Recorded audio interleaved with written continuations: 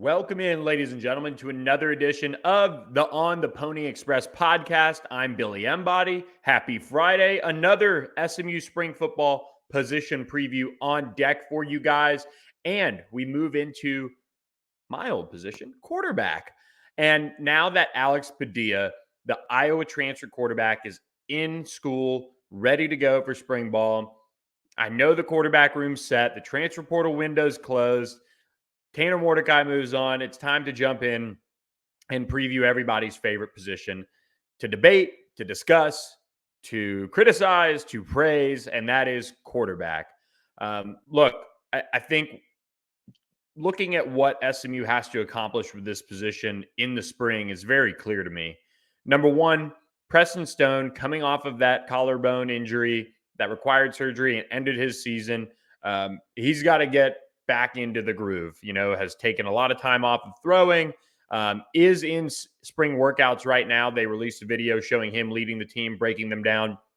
I think going into spring, he's your unquestioned leader at the quarterback position. He's been around the block a little bit. He played in a few games last season, did some good things, almost led a comeback against Cincinnati, was looking the part against Tulsa, and then boom, his season's over. For Preston, this is now his time. And I want to see him seize it. And I think he will. And I think we've seen some of that over the past, really 2 years, him do that and start to take ownership and leadership in that room. Even early on, once he enrolled as a true freshman, by the time fall camp rolled around and Tanner Mordecai and him were in competition, he was definitely pressing. Tanner Mordecai ultimately won out for that 2021 season. And the rest is history. He took the starting job for the next 2 seasons. This past season, we saw him enter fall camp as a challenger, somebody to push Tanner Mordecai, and he wasn't right early in fall camp, and Tanner Mordecai ended up seizing the job relatively easily. And then as the season rolled on, Preston Stone got his opportunities to get into games in meaningful moments, did some things that were positive. The Cincinnati near comeback comes to mind. He got some action against North Texas. He threw an interception, a bad one against Lamar. The thing about him, though, is he was trending in the right way for the most part. He even got some time against Central Florida, led a touchdown drive late in that one, in that losses that had kind of gotten out of hand. But the two games that stand out to me are the Tulsa game and the Cincinnati game. He led that comeback attempt against Cincinnati. He was just short of being able to force overtime there at the end. Did some good things, did some things you want back. I believe that was the game the wind was really whipping. And there were moments where, he threw a receiver and it wasn't even close. There were moments where he made some, key throws, some key plays, some key runs, as well as that one. Tulsa, kind of the same thing, couldn't have started better, threw for 219 yards in less than a half of football. Was hurt.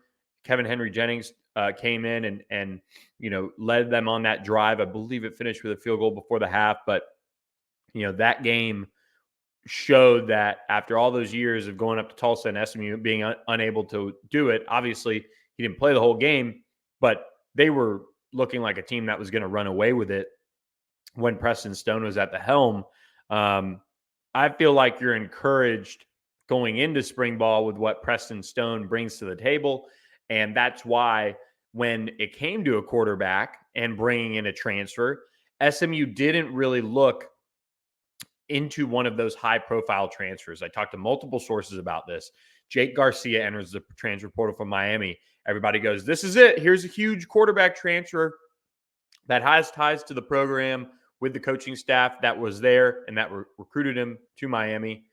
They didn't budge. They didn't go after him. Jaden Rashada, high-profile quarterback. He gets out of his national letter of intent to Florida. Once again, checked in with sources, no interest. And there was ties there that SMU probably could have at least made some sort of play on it. But by that point, they were bringing in Alex Padilla. They had no interest in bringing in another high-profile transfer. They love the top 2 guys on this roster. Now you have Alex Padilla, the Iowa quarterback, who can push Preston Stone, who can push Kevin Henry-Jennings. He's played a lot of football over the course of his career. He's played in some big games, some big atmospheres, but most importantly, what Alex Padilla brings to the quarterback room as a transfer quarterback is he brings stability. Now you don't have a situation where you have Preston Stone, who got hurt last year, and you have Kevin Henry-Jennings, who you still are grooming to be, next, and have the potential to take over for Preston Stone at some point. You don't have to look to Keldrick Luster, who's going to arrive this summer, and say, you've got to be ready. We just had two quarterbacks go down with injuries when Tanner Mordecai and Preston Stone went down, and we had to turn to Kevin Henry-Jennings. Now, granted, Keldrick Luster has to be ready. That's the name of the game. But you have Alex Padilla, who's played in some serious football games and played a lot. He's been through all sorts of different environments. He's been through different situations. He's started. He's come off the bench as a backup. He's redshirted. He has all sorts of different experiences, and he's going to have 2 more years of eligibility left at SMU as the backup quarterback. He's not coming here to be the starter. He wasn't, said you're going to have opportunities to compete, but in reality, you look at this quarterback room, and whether you can make an argument that Kevin Henry-Jennings should have more of an opportunity to compete for the starting job, I think you look at this room and it's Preston Stone's job to lose, without a doubt. And we've seen that from his leadership. We've seen that from, Rhett Lashley's confidence in what Preston Stone would bring to the table from the early goings. When he was hired, he recruited Preston Stone and wanted to be his coach. And here he is. He's back, after 1 year already, and now has that opportunity to coach a starter in Preston Stone. Again, somebody that he recruited and brought in to SMU. Now it's that time. Preston Stone last year finished 24 of 48, which is 58%, for 388 yards, 2 touchdowns, an interception. Also added 14 carries for 63 yards and 2 scores on the season. That comes after, redshirting in 2021, his first season on campus. Now this makes a ton of sense for him to get handed the reins. He has been around. He's been preparing for this moment. If he can stay healthy, he looks like somebody that has the potential to be the next really good one to come out of SMU. You've had Shane Buechele. You've had Tanner Mordecai. Now you have Preston Stone, who, SMU legacy, family is all about SMU, and Parker Stone is a GA on staff, or a student assistant at this point in his career. And this is going to be a really special season with him getting to take over as a starter. If he stays healthy, the trajectory for SMU is going to be high. And I do think that. And we talked about it on the mailbag edition of the podcast. Is there going to be a drop off? And this is where it's going to be interesting, because you host Louisiana Tech to open the season, a program that was not very good last year. And then you have Oklahoma, you have Prairie View A&M, and then you have TCU. How much growth can Preston Stone as a starter have from Louisiana Tech to Oklahoma? That's going to be the key in answering that question. Oklahoma, middle of the road, Big 12 team, did some good things last year, did some not so good things, and they have a ton of questions, but they're still Oklahoma. They're still very talented. You're still going on the road to Norman in a hostile environment. Preston Stone isn't somebody that necessarily panics, and I think he's equipped to handle that atmosphere. I don't think it's the atmosphere that will cause him issues. It's just a matter of, does SMU have the firepower? Do they have the ability to move its offense up and down the field against OU's defense? Quite frankly, a middle-of-the-road defense, one that Brent Venables has brought in a lot of talent to try and get better. They've run off some key players off of that defense as well. So we'll find out very early in the season if there's going to be any sort of drop-off when it comes to the passing game for SMU in 2023. Preston Stone's been around a while. You have to have some confidence in him that whether it's by air or by land, he's going to move the chains. He has that tendency to pick up yards with his legs. It's obviously how he got hurt against Tulsa, so he's got to be smarter about it.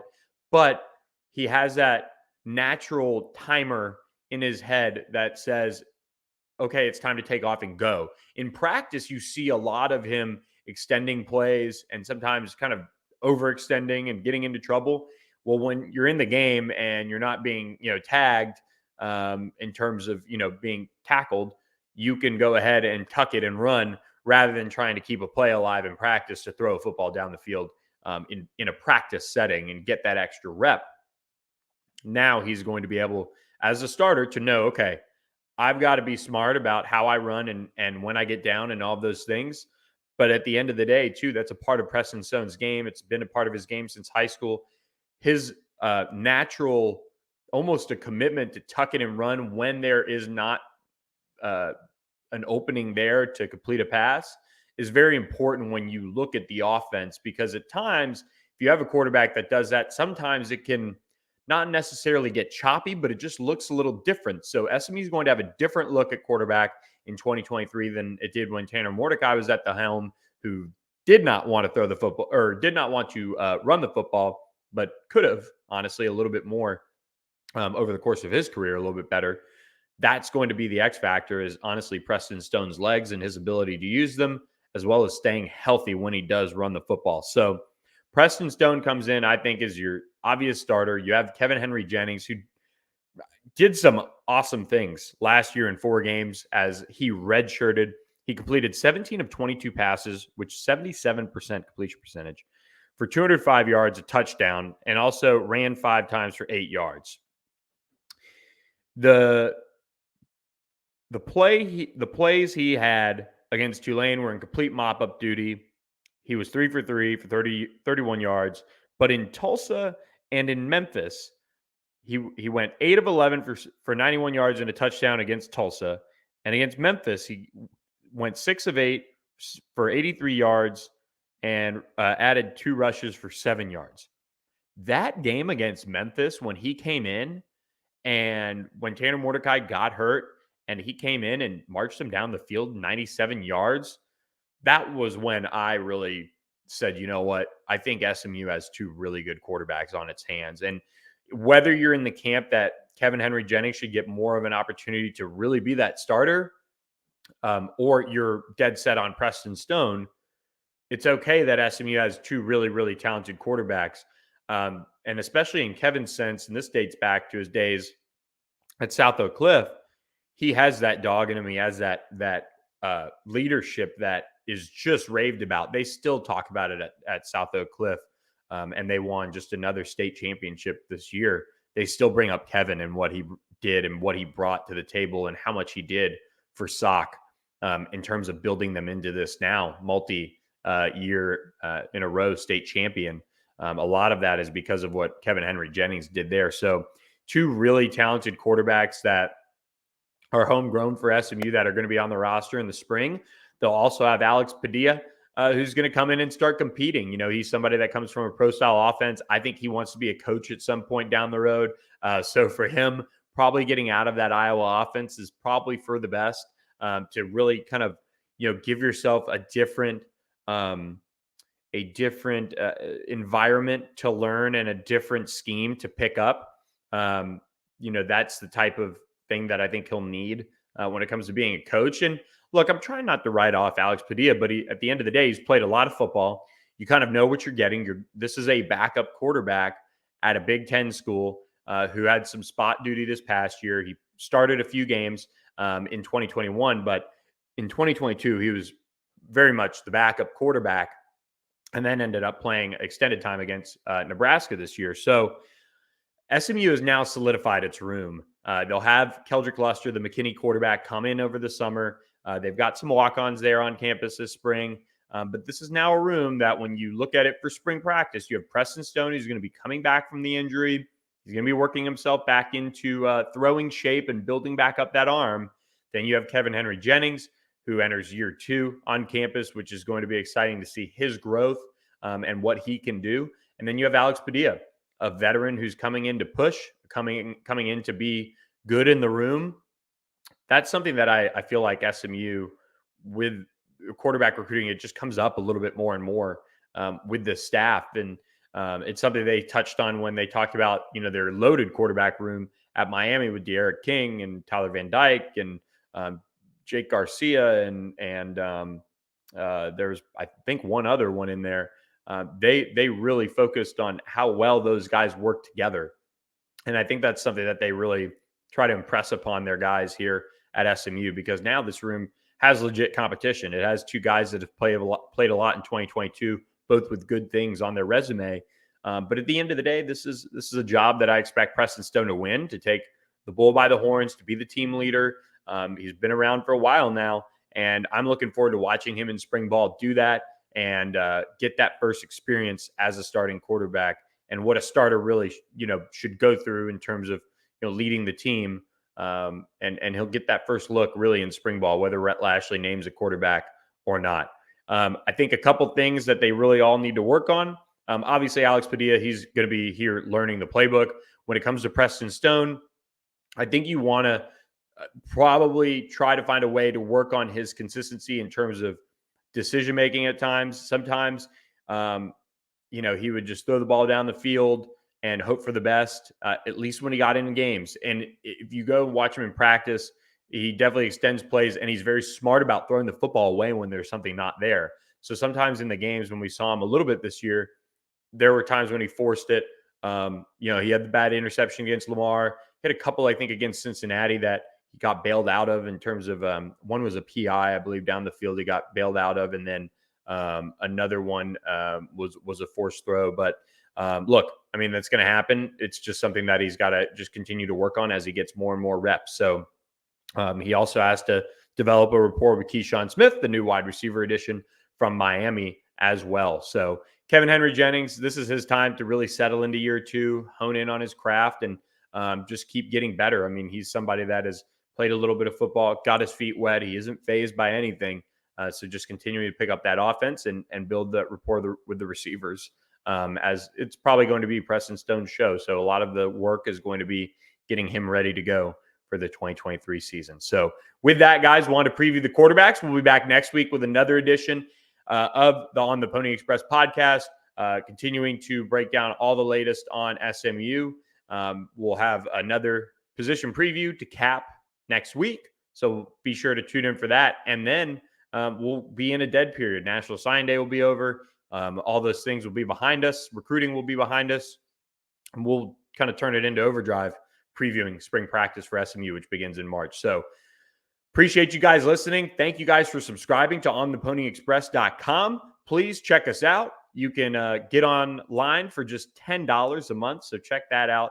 Tons of recruiting news and scoop on the site as always, as well as spring previews coming up as well. Please hit that subscribe button to our YouTube channel as we continue the march towards 500 YouTube subscribers and beyond. So hope everybody has a great weekend.